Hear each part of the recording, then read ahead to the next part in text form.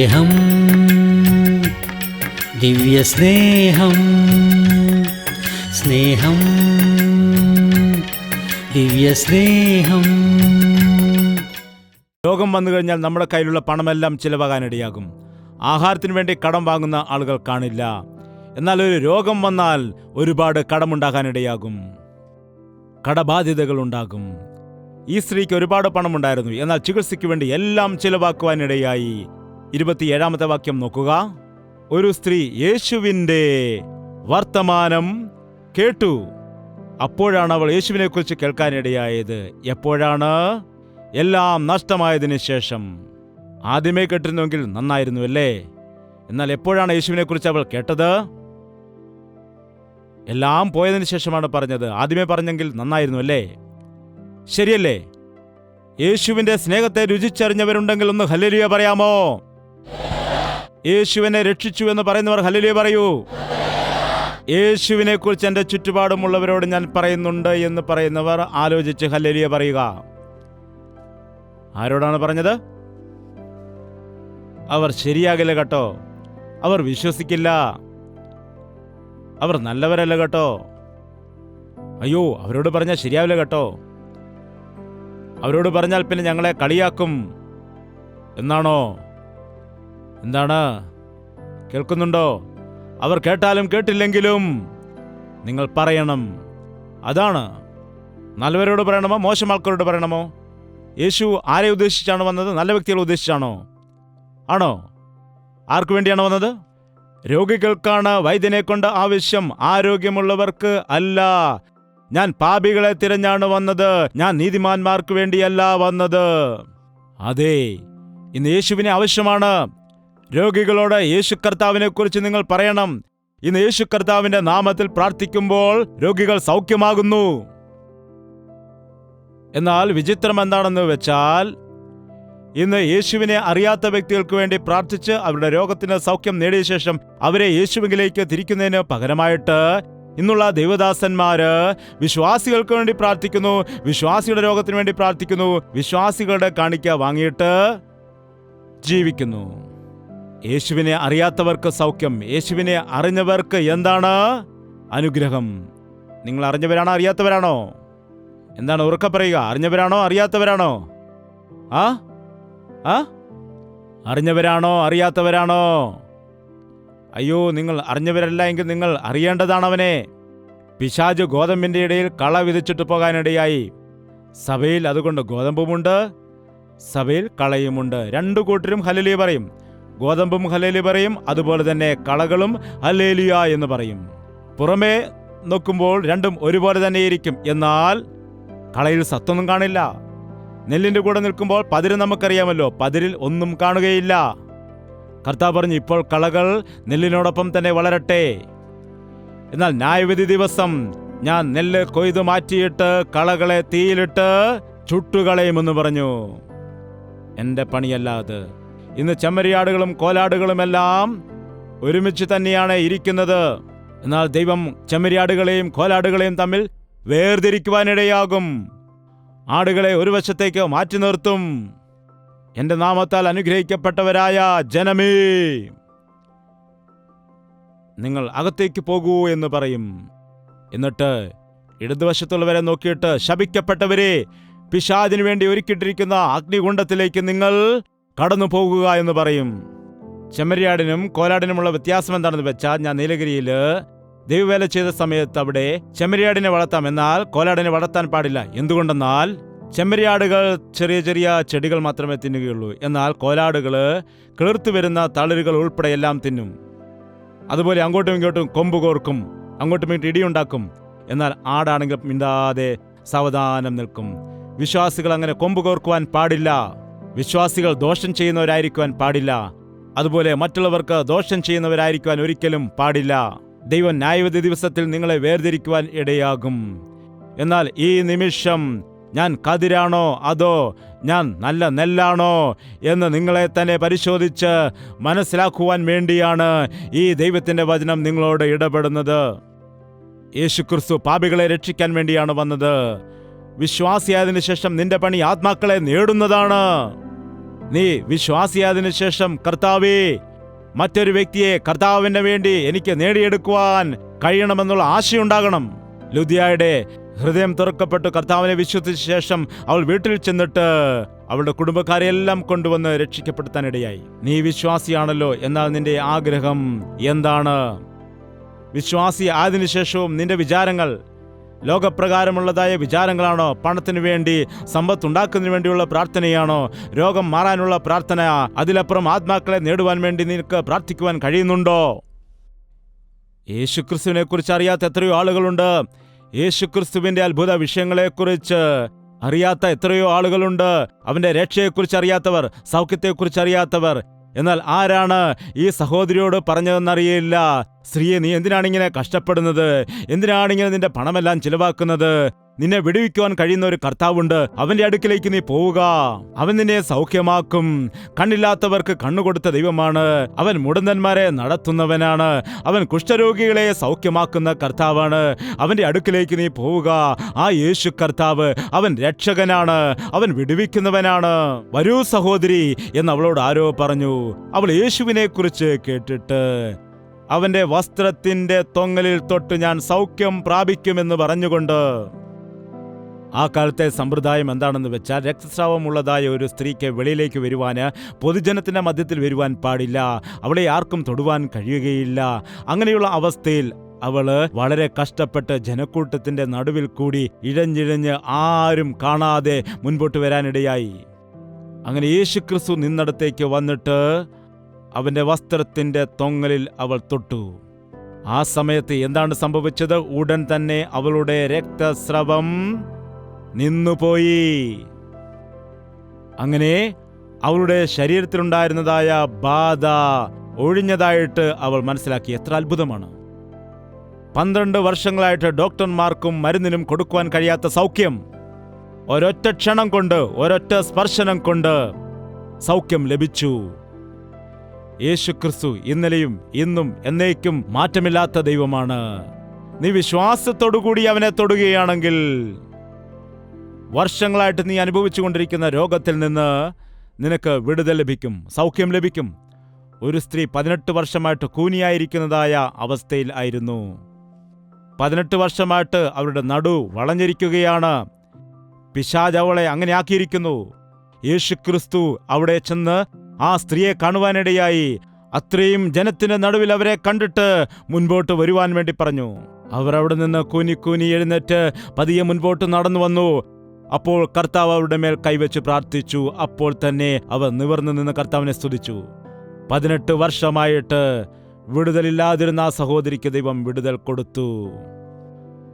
അതുപോലെ ബെഥെസ്ദ കുളത്തിനരികിൽ ഒരു വ്യക്തി 38 9 എത്ര വർഷമാണ് പറയുക? 38. വളരെ ശരിയാണ്. 38 വർഷമായിട്ട് അവൻ അവിടെ തന്നെ കിടക്കുന്നു. എല്ലാവരും വന്ന് സൗഖ്യം പ്രാപിച്ചു പോകുന്നു. എന്നാൽ ഇയാൾ 38 വർഷമായിട്ട് അവിടെ തന്നെ കിടക്കുന്നു. കിടന്ന് ബെഡ്സോർ ഉണ്ടായി കാണും. അവിടെ തന്നെ കിടക്കുകയാണ്. കർത്താവ് ചോദിച്ചു, നിനക്ക് സൗഖ്യമാകാൻ മനസ്സുണ്ടോ? എന്നെ ആരും വെള്ളത്തിലേക്ക് ഇറക്കുവാൻ ഇല്ല, എന്നെ സഹായിക്കുവാൻ ആരുമില്ല എന്ന് പറഞ്ഞു. അതുകൊണ്ടാണല്ലോ ഞാൻ വന്നതെന്ന് പറഞ്ഞു. നിന്റെ കിടക്കയെടുത്ത് നടക്ക എന്ന് പറഞ്ഞു. അപ്പോൾ 38 വർഷമായിട്ട് കിടന്ന ആ മനുഷ്യൻ കിടക്കയെടുത്തുകൊണ്ട് എഴുന്നേറ്റ് കർത്താവിനെ സ്തുതിച്ചു കൊണ്ടുപോയി. നോക്കുക, എത്ര വർഷമായിട്ട് നിന്നെ പാപം ബന്ധിച്ചിരിക്കുകയാണ്.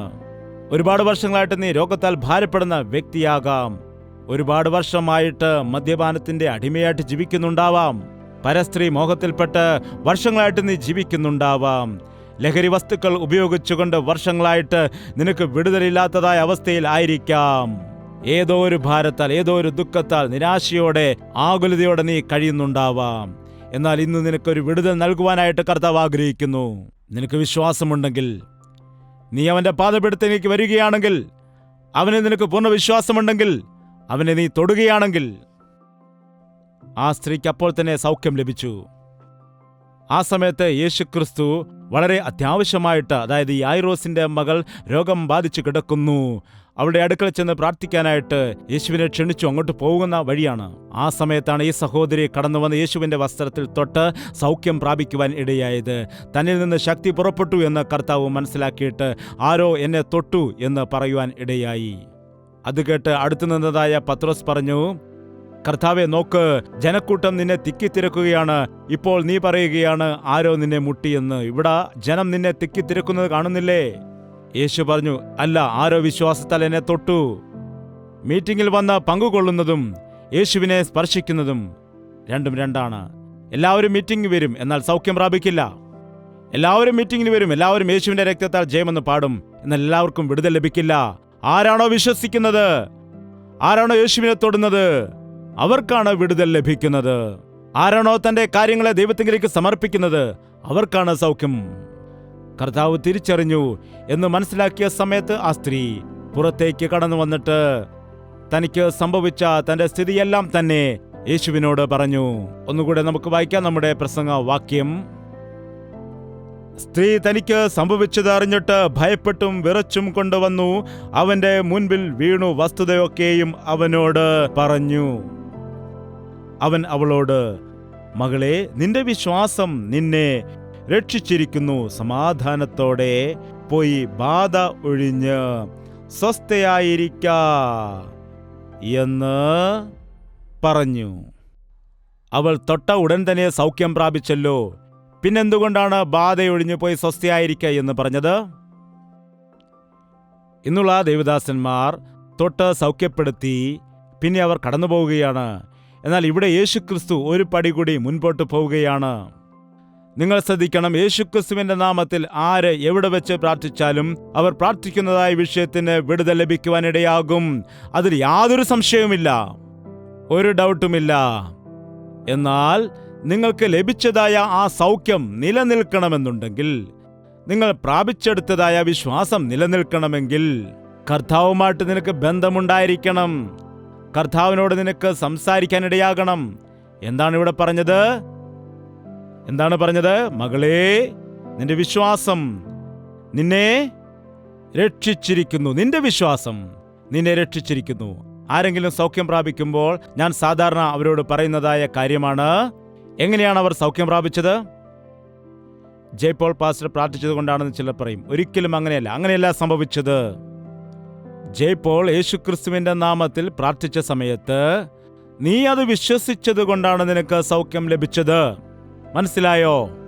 നിന്റെ വിശ്വാസം കൊണ്ടാണ് നീ സൗഖ്യം പ്രാപിച്ചത്, അല്ലാതെ ഏതെങ്കിലും ഒരു പാസ്റ്റർ നിമിത്തമല്ല. പാസ്റ്റർ യേശുവിന്റെ നാമത്തിൽ പ്രാർത്ഥിക്കുമ്പോൾ അങ്ങനെയാണ് സൗഖ്യം പ്രാപിക്കുന്നത്, അല്ലാതെ ജയ്പോളിന്റെ നാമത്തിലല്ല. ഏത് പാസ്റ്ററാണെങ്കിലും യേശുവിന്റെ നാമത്തിലാണ് പ്രാർത്ഥിക്കുന്നത്. അങ്ങനെ നിനക്ക് വേണ്ടി പ്രാർത്ഥിക്കുമ്പോൾ നീ യേശുവിൽ വിശ്വസിക്കുകയാണെങ്കിൽ നിനക്ക് സൗഖ്യം ലഭിക്കും. പാസ്റ്റർ പ്രാർത്ഥിച്ചിട്ടും എന്തുകൊണ്ടാണ് മാറാത്തത്?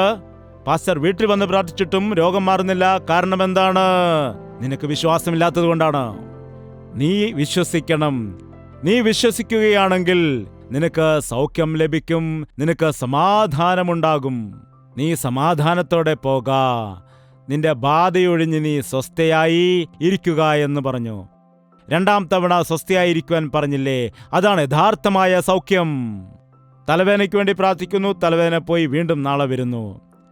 കാലുവേദനയ്ക്ക് വേണ്ടി പ്രാർത്ഥിച്ചു, അത് പോയി വീണ്ടും വേദനയുണ്ടായി. എന്നാൽ യേശു നിനക്ക് സൗഖ്യം നൽകിയാൽ അത് എന്നത്തേക്കുമുള്ളതായ സൗഖ്യമാണ്. നിങ്ങൾക്കറിയാമോ, ഒരുപാട് മദ്യപാനികൾ ഇങ്ങനെയുള്ള മീറ്റിങ്ങുകളിൽ വന്നിട്ട് ഞാൻ ഒരിക്കലും മദ്യപിക്കില്ല എന്ന് പറയും. വീട്ടിൽ ചെന്നിട്ട് പറയും, നിന്നാണ്, ഞാനിനി കുടിക്കുകയില്ല. മക്കളെ തൊട്ടും സത്യം ചെയ്യാറുണ്ട്. ഞാൻ യേശുവിൽ വിശ്വസിച്ചിരിക്കുന്നു, യേശുവിനോട് ഞാൻ തീരുമാനമെടുത്തു, ഞാൻ ഇനി മദ്യം കുടിക്കില്ല എന്ന് പറയും. പാവം മക്കളെല്ലാം സന്തോഷിക്കും. അയ്യോ, ഞങ്ങളുടെ പിതാവ് മാറിപ്പോയിരിക്കുന്നു, ഞാൻ ഇനിയും കുടിക്കുകയില്ല എന്ന് പറഞ്ഞിരിക്കുന്നു. അങ്ങനെ പ്രഭാതത്തിൽ കടന്നുപോയി വൈകുന്നേരം വരുമ്പോൾ വീണ്ടും ആടി വരുന്നത് കാണാം. എന്താണ്? ഇങ്ങനെ മാനസാന്തരപ്പെടുന്നതായ ആളുകളെ നാം ഒരുപാട് കണ്ടിട്ടുണ്ട്. എന്താണ് മാനസാന്തരപ്പെട്ടെന്ന് പറയും. എപ്പോൾ മുതലാണെന്ന് ചോദിക്കുമ്പോൾ ഇന്നു മുതലാണെന്ന് പറയും. പിറ്റേ ദിവസം വീണ്ടും കുടിക്കും, എന്നിട്ട് വീണ്ടും തീരുമാനമെടുക്കും. അതല്ല യഥാർത്ഥമായ രക്ഷ, അതല്ല യേശു നൽകുന്നതായ രക്ഷ. ഒരു തവണ കർത്താവ് നിന്നോട് ക്ഷമിച്ചാൽ പിന്നീട് നീ ആ പാപം ചെയ്യുവാൻ പാടില്ല. മദ്രാസിലായിരുന്ന സമയത്ത് അവിടെ ചില സഹോദരന്മാർ സഭയിൽ വരുമായിരുന്നു. അവർ ഒരുപാട് മദ്യപിച്ച് മദ്യത്തിന് അടിമകളായിട്ട് വർഷങ്ങളായിട്ട് അടിമകളായിട്ട് ജീവിച്ചിരിക്കുന്നതായ വ്യക്തികളാണ്. അങ്ങനെയുള്ള വ്യക്തികളെ കർത്താവ് മാറ്റിയെടുത്തു. അവർ മാറിയതിനു ശേഷം അവരുടെ കൂടെ ജോലി ചെയ്യുന്നവരെല്ലാം മദ്യപാനികളായിരുന്നു. അവരെല്ലാം നിർബന്ധിച്ച് വീണ്ടും ഇവരെ മദ്യം കുടിപ്പിക്കാൻ വേണ്ടി പലപ്പോഴും ശ്രമിച്ചിട്ടുണ്ട്. അവരോട് വേണ്ട വേണ്ട എന്ന് പറഞ്ഞിവർ ഒഴിവാക്കുമായിരുന്നു. അവർ പിന്നീട് ഒരിക്കൽ പോലും മദ്യപിച്ചിട്ടില്ലായിരുന്നു. അതാണ് യഥാർത്ഥമായ മാറ്റം കർത്താവ് കൊടുക്കുന്നത്. അങ്ങനെയുള്ള മനസ്സാന്തരം, അങ്ങനെയുള്ള യഥാർത്ഥമായ മാറ്റങ്ങൾ നിങ്ങൾ അനുഭവിച്ചിട്ടുണ്ടോ? അങ്ങനെയുള്ള സൗഖ്യം അനുഭവിച്ചിട്ടുണ്ടോ? യേശു നിങ്ങളെ വിടുവിക്കുമ്പോൾ, യേശു നിങ്ങൾക്ക് പുതിയൊരു ഹൃദയം നൽകുമ്പോൾ, പഴയത് കഴിഞ്ഞു പോയിരിക്കുന്നു, സകലതും പുതുതായി തീർന്നിരിക്കുന്നു. ഇന്ന് അനേകരുടെ ജീവിതത്തിൽ ഏതെങ്കിലും ഒരു രോഗം വരുന്ന സമയത്ത് അതിന് താൽക്കാലികമായിട്ട് വിടുതൽ ലഭിക്കുന്നു. വീണ്ടും അവർ പാപത്തിലേക്ക് തിരിയുന്നത് മൂലം വീണ്ടും രോഗമുണ്ടാകുന്നു. വീണ്ടും പ്രാർത്ഥിച്ച് വിടുതൽ നേടുന്നു. ആ ഒരു അവസ്ഥയാണ് ഈ കാലത്തുള്ളത്. എന്നാൽ നിന്റെ വിശ്വാസം നിന്നെ രക്ഷിച്ചിരിക്കുന്നു. നിന്റെ ബാധയൊഴിഞ്ഞ് സമാധാനത്തോടെ പോക എന്ന് യേശുക്രിസ്തു പറയുമ്പോൾ നിന്റെ ജീവിതത്തിൽ യഥാർത്ഥമായ അത്ഭുതം നടക്കാനിടയാകും. ഇന്ന് നിങ്ങൾ ഏത് ഭാരത്തോടെ കടന്നു വന്നു എന്നെനിക്കറിയില്ല. നിങ്ങളുടെ ജീവിതത്തിലെ സകല പാപങ്ങളും കർത്താവിൻ്റെ മുൻപിൽ നിങ്ങൾ ഏറ്റുപറയാൻ തയ്യാറാവുകയാണെങ്കിൽ, നിങ്ങൾ അനുഭവിച്ചുകൊണ്ടിരിക്കുന്ന രോഗത്തിൽ നിന്ന് വിടുതൽ പ്രാപിക്കാൻ നിങ്ങൾ കർത്താവിനോട് പ്രാർത്ഥിക്കുവാൻ തയ്യാറാവുകയാണെങ്കിൽ, ഒരത്ഭുതകരമായ വിടുതൽ അവൻ നിനക്ക് നൽകും. നീ വിശ്വാസത്തോടെ പ്രാർത്ഥിച്ചാൽ ഇന്നു മുതൽ ഞാൻ നിന്നെ അനുഗ്രഹിക്കുമെന്ന് പറഞ്ഞ കർത്താവ്, ഇനി ഒരിക്കലും നീ ആ പാപത്തിന്റെ വഴിയിലേക്ക് പോകാതെ അവൻ ജയം നൽകും. യേശുവിലുള്ള മഹത്വം എന്താണെന്ന് വെച്ചാൽ, ഇന്നുവരെയുള്ളതായ പാപത്തെ എല്ലാം അവൻ ക്ഷമിക്കും. ഇനി ഒരിക്കലും പാപം ചെയ്യാതിരിക്കുവാനുള്ള കൃപയും നൽകും. നിങ്ങൾക്ക് മനസ്സിലായോ? പാപങ്ങൾ ക്ഷമിക്കുക മാത്രമല്ല കർത്താവ് ചെയ്യുന്നത്. വീണ്ടും വീണ്ടും പാപങ്ങൾ ക്ഷമിക്കുക മാത്രമല്ല അവൻ ചെയ്യുന്നത്. അവൻ പാപം ക്ഷമിക്കുകയും വീണ്ടും പാപം ചെയ്യാതിരിക്കാനുള്ള ശക്തി നിങ്ങൾക്ക് നൽകുകയും ചെയ്യുന്നു. എൻ്റെ യൗവനകാലം മുഴുവൻ യേശുവിനെ ഞാൻ അനുഗമിച്ചു. ഈ ലോകത്തോടും പാപത്തോടും എനിക്ക് ആശയുണ്ടായില്ല. എൻ്റെ യേശുവിൽ നിന്ന് എനിക്ക് ലഭിക്കുന്ന സമാധാനവും മാധുര്യവും ആ സംതൃപ്തിയും ലോകത്തിൽ നിന്ന് എനിക്ക് കിട്ടുമായിരുന്നുവെങ്കിൽ ഞാൻ എപ്പോഴേ യേശുവിനെ വിട്ടിട്ട് ഈ ലോകത്തിൻ്റെ പുറകെ പോകുമായിരുന്നു. എന്നാൽ യേശു നൽകുന്ന തൃപ്തി അനുഭവിച്ചവർ, ജയജീവിതം അനുഭവിച്ചവർ, ആ വിടുതൽ അനുഭവിച്ചവർ, ഇനി ഒരിക്കലും അവർ പാപം ചെയ്യുകയില്ല. യേശുക്രിസ്തു പാപിനിയായ സ്ത്രീയോട് ഇതാണ് പറഞ്ഞത്, മകളെ, ഞാനും നിനക്ക് ശിക്ഷ വിധിക്കുന്നില്ല, എന്നാൽ നീ ഇനിയും പാപം ചെയ്യുവാൻ പാടില്ല. 38 വർഷമായിട്ട് ബെഥെസ്ദ കുളക്കടവിൽ കിടന്നതായ വ്യക്തി സൗഖ്യം പ്രാപിച്ച് പിന്നെ ആലയത്തിൽ വെച്ച് കാണാനിടയായി. അവനോട് പറഞ്ഞു, ഇനിയും നിനക്ക് ദോഷം വരാതിരിക്കാൻ നീ പാപം ചെയ്യുവാൻ പാടില്ല എന്ന്. ഈ ദിവസം എല്ലാ ദിവസവും പ്രാർത്ഥിക്കുന്ന അനുഭവം, എല്ലാ ആഴ്ചകളിലും പ്രാർത്ഥിക്കുന്ന അനുഭവം, അതുപോലെ തന്നെ എല്ലാ വർഷവും പ്രാർത്ഥിപ്പിക്കുന്ന അനുഭവം, അതുപോലെ തന്നെ നീ പാപം ചെയ്യുകയും ഏറ്റുപറയുകയും ചെയ്യുകയും ഏറ്റുപറയുകയും ചെയ്യുന്നതായ അനുഭവത്തിലാണോ ഉള്ളത്? അതോ യേശുക്രിസ്തുവിന്റെ പാപത്തെ ക്ഷമിച്ചു, വീണ്ടും ആ പാപം ചെയ്യാതിരിക്കാനുള്ള കൃപ തന്നു, എൻ്റെ രോഗത്തിന് അവൻ സൗഖ്യം നൽകി, എനിക്കിപ്പോൾ നല്ല ആരോഗ്യമുണ്ട് എന്ന് പറയുവാൻ കഴിയുന്ന പരിപൂർണമായ ആ രക്ഷയുടെ അനുഭവം നിനക്ക് പ്രാപിക്കുവാനായിട്ട് കഴിഞ്ഞിട്ടുണ്ടോ? ഈ ദിവസം പരിപൂർണമായ സൗഖ്യം പ്രാപിച്ചുകൊണ്ട്, പരിപൂർണമായ രക്ഷയുടെ അനുഭവം പ്രാപിച്ചുകൊണ്ട്, വിജയം നേടിക്കൊണ്ട് എനിക്ക് ഭവനത്തിലേക്ക് പോകണം എന്ന് ആഗ്രഹിക്കുന്നതായ പൂർണ്ണ മനസ്സോടെ ആഗ്രഹിക്കുന്ന വ്യക്തികൾ ഹല്ലേലൂയ പറഞ്ഞാട്ടെ. എന്തുകൊണ്ടാണ് ഹല്ലേലൂയ പറഞ്ഞത്? ഈ ദിവസം സമാധാനത്തോടെ, പരിപൂർണ സൗഖ്യത്തോടെ, പരിപൂർണ വിടുതലോടുകൂടി, സമാധാനത്തോടുകൂടി എനിക്ക് വീട്ടിലേക്ക് കടന്നു പോകാൻ ആഗ്രഹിക്കുന്നുണ്ട് എന്ന് പറയുന്നവർ മാത്രം ഹല്ലേലൂയ പറയുക. സത്യമാണോ? ആ സ്ത്രീ യേശുവിൽ വിശ്വസിക്കുന്നു എന്ന് പറഞ്ഞിട്ട് ഭവനത്തിലിരുന്നാൽ അവൾക്ക് സൗഖ്യം കിട്ടുമായിരുന്നോ? ഇത്രയും ജനത്തിന്റെ നടുവിലേക്ക് എനിക്ക് എങ്ങനെ പോകുവാൻ കഴിയും, എല്ലാവരും എന്നെ ഓടിച്ചു വിടുകയില്ലേ എന്ന് ചിന്തിച്ചിരുന്നുവെങ്കിൽ സൗഖ്യം അവൾക്ക് കിട്ടുമായിരുന്നോ? യേശുക്രിസ്തു എന്നെ കണ്ടിട്ട് നിന്ദിക്കാനിടയാകും എന്ന് ചിന്തിച്ചിരുന്നുവെങ്കിൽ അവൾക്ക് സൗഖ്യം പ്രാപിക്കുവാൻ കഴിയുമായിരുന്നോ? ഈ ദിവസം യേശുക്രിസ്തുവിനെ തൊടുവാൻ നിനക്ക് ആഗ്രഹമുണ്ടെങ്കിൽ നീ അവൻ്റെ അടുക്കിലേക്ക് വരികയാണെങ്കിൽ അവൻ നിനക്ക് സൗഖ്യം നൽകുവാനിടയാകും. ഈ ദിവസം നിന്റെ ജീവിതത്തിൽ പിശാച് കൊണ്ടുവന്നിരിക്കുന്ന ആ ബന്ധനം എന്താണോ ഉള്ളത്, അവൻ നിന്നെ കെട്ടിയിരിക്കുന്നതായ ആ വലിയ ബന്ധനം, പിശാച് വർഷങ്ങളായിട്ട് നിന്നെ ബന്ധിച്ചിരിക്കുന്നതായ ആ ബന്ധനത്തിൽ കർത്താവ് തൊടുകയാണെങ്കിൽ അതിൽ പൂർണ്ണമായ വിടുതൽ നിനക്ക് പ്രാപിക്കുവാനായിട്ട് ഇന്ന് കഴിയും. തീരാവ്യാധിയിൽ നിന്ന് സൗഖ്യം നേടാൻ കഴിയും. ദയവുചെയ്ത് തലകളെ വണക്കാം, നമുക്ക് പ്രാർത്ഥിക്കാം. ഇതാണ് രക്ഷാദിവസം. 18 വർഷങ്ങൾ കഴിഞ്ഞിരിക്കുന്നു, 38 വർഷങ്ങൾ കഴിഞ്ഞിരിക്കുന്നു, 12 വർഷങ്ങൾ കഴിഞ്ഞിരിക്കുന്നു. ഇനിയും നീ മാനസാന്തരപ്പെട്ടിട്ടില്ലേ? കൊയ്ത്തുകാലം കഴിഞ്ഞു പോയിരിക്കുന്നു, വേനൽക്കാലം കഴിഞ്ഞു പോയിരിക്കുന്നു. ഇപ്പോഴും നിനക്ക് രക്ഷിക്കപ്പെടാൻ കഴിഞ്ഞിട്ടില്ലേ? വർഷങ്ങളൊന്നായിട്ട് കടന്നു പോകുന്നു. പാപബന്ധനത്തിൽ നിന്ന് വിടുതൽ പ്രാപിക്കുവാൻ കഴിയാതെ വെറുതെ ആലയത്തിൽ വന്നു പോവുകയാണോ? നിന്റെ പ്രശ്നത്തിൽ നിന്ന് നിനക്കൊരു വിടുതൽ പ്രാപിക്കാൻ കഴിയുന്നില്ലേ? ഈ ദിവസം നിന്നെ തൊടേണ്ടതിനു വേണ്ടി, നിനക്ക് സൗഖ്യം നൽകുവാൻ, നിനക്ക് വിടുതൽ നൽകുവാൻ യേശുക്രിസ്തു നിന്റെ മുൻപിൽ നിൽക്കുകയാണ്. യേശുവേ, എന്നെ നീ തൊടണമേ, എന്നെ സൗഖ്യമാക്കണമേ, എന്റെ പാപത്തിൽ നിന്ന് എന്നെ വിടുവിക്കണമേ, എന്റെ രോഗത്തിൽ നിന്ന് എനിക്ക് വിടുതൽ നൽകണമേ, എന്റെ സങ്കടങ്ങളിൽ നിന്ന് നീ വിടുവിക്കണമേ അപ്പാ എന്ന് വായി തുറന്നുകൊണ്ട് പ്രാർത്ഥിക്കുക. പ്രാർത്ഥന. പരിശുദ്ധനായ സ്നേഹമുള്ള പിതാവേ, ഞങ്ങളുടെ മധ്യ നിന്റെ ആത്മാവിനെ പകർന്നതിനായിട്ട് നന്ദി കരയറ്റുകയാണ്. എല്ലാവരെയും തൊടേണ്ടതിനു വേണ്ടി, എല്ലാവരെയും വിടുവിക്കേണ്ടതിനു വേണ്ടി, സകല പാപത്തെയും അഴിച്ചു മാറ്റുവാൻ, സൗഖ്യപ്പെടുത്തി രക്ഷിച്ചുകൊണ്ട് സമാധാനത്താൽ നിറച്ച് നിന്റെ സാക്ഷികളായി ഞങ്ങളെ ജീവിപ്പിക്കേണ്ടതിനു വേണ്ടി ഞങ്ങളോട് നീ സ്നേഹം കാണിക്കുന്ന വിധങ്ങളോർത്ത് നന്ദി കരയറ്റുകയാണ്. ഏത് വ്യക്തിയാണോ തന്റെ കരമുയർത്തിക്കൊണ്ട് യേശുവേ എന്നെ തൊടണമേ, എന്റെ പ്രശ്നം ഇതാണ്, എന്റെ അവസ്ഥ ഇതാണ്, എനിക്കിന്ന രോഗമാണ്, എന്റെ കുടുംബത്തിന്റെ അവസ്ഥ ഇതാണ്, എന്റെ സാമ്പത്തിക സ്ഥിതി ഏതാണ്, എന്നെ വിടുവിക്കുമാറാകണമേ എന്ന് പ്രാർത്ഥിക്കുന്നത്, നിന്റെ ആണിപ്പടുത്തുള്ള കരങ്ങൾ കൊണ്ട് അവരെ സ്പർശിക്കണമേ, അവരെ സ്പർശിക്കണമേ. ഞാൻ തന്നെ പൂർണ്ണ മനസ്സോടുകൂടി നിന്റെ പാപത്തെ തുടച്ചു മാറ്റുന്നു. ഇനി ഒരിക്കലും ഞാൻ ആ പാപങ്ങൾ ഓർത്തുവയ്ക്കുകയില്ല എന്ന വാഗ്ദത്തത്തോടുകൂടി ഞങ്ങളെ അയക്കണമേ. പഴയതെല്ലാം മായ്ക്കപ്പെട്ട് പുതിയ ജീവിതം പ്രാപിച്ച് സമാധാനം പ്രാപിച്ചുകൊണ്ട് കടന്നു പോകുവാൻ ഞങ്ങളെയും ഞങ്ങളുടെ മക്കളെയും ഞങ്ങളുടെ കുടുംബങ്ങളെയും എല്ലാം നീ സഹായിക്കണമേ. ഞങ്ങളെ സ്പർശിച്ച് ഞങ്ങൾക്ക് വിടുതൽ നൽകി, ഞങ്ങൾക്ക് സൗഖ്യം നൽകി. അതിനുശേഷം നിന്റെ ബാധ ഒഴിഞ്ഞു പോയിരിക്കുന്നു, നിന്റെ രോഗത്തിന് സൗഖ്യം വന്നിരിക്കുന്നു, സമാധാനത്തോട് പോക എന്ന് പറഞ്ഞ ആ വാക്കുകൾ എല്ലാവരോടും നീ പറഞ്ഞതായിട്ട് ഞങ്ങൾ വിശ്വസിക്കുന്നു കർത്താവേ. വിശ്വസിക്കുകയാണെങ്കിൽ ദൈവത്തിന്റെ മഹത്വം കാണുമെന്ന വചനം ഞങ്ങൾ വിശ്വസിക്കുന്നു. അവിശ്വാസം ഞങ്ങളിൽ നിന്ന് എടുത്തു മാറ്റണമേ. നീ നൽകുന്ന വിടുതലും സൗഖ്യവും പ്രാപിക്കുവാനായിട്ട് ഞങ്ങളെ എല്ലാവരെയും സഹായിക്കുമാറാകണമെന്ന് യേശു ക്രിസ്തുവിന്റെ നാമത്തിൽ അപേക്ഷിക്കുന്നു പിതാവേ. ആമേൻ, ആമേൻ, ആമേൻ. യേശുവേ, യേശുവേ, യേശുവേ, യേശുവേ, യേശുവേ, യേശുവേ, യേശുവേ, യേശുവേ.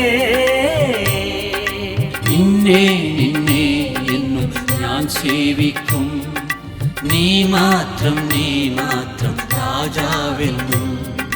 നിന്നെ നിന്നെ എന്നും ഞാൻ സേവിക്കും, നീ മാത്രം രാജാവെന്നും.